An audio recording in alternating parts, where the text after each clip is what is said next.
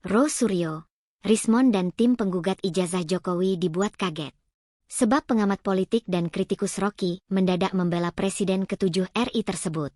Ia menyatakan ijazah Jokowi asli berdasarkan validitas dokumen akademik dari Universitas Gadjah Mada, UGM, sebagai lembaga yang menerbitkan ijazah.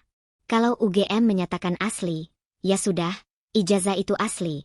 Tegas Rocky Gerung dalam podcast tersebut dikutip pada Sabtu, 12 Juli 2025. Ia menepis narasi-narasi konspirasi yang menyatakan ijazah itu dicetak di lokasi non-resmi seperti Pasar Pramuka, yang dianggapnya sebagai tuduhan berlebihan dan sulit dibuktikan kebenarannya.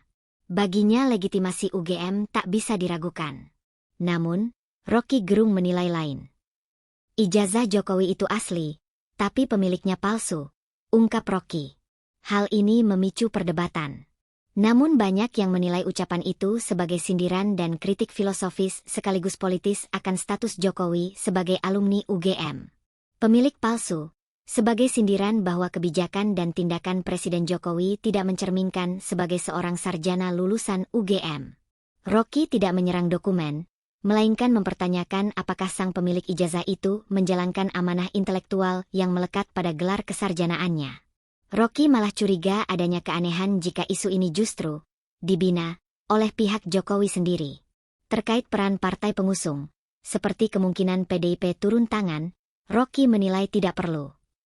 PDIP tidak harus membuktikan keaslian ijazah, karena lawyer bisa mengambil alih, jelasnya.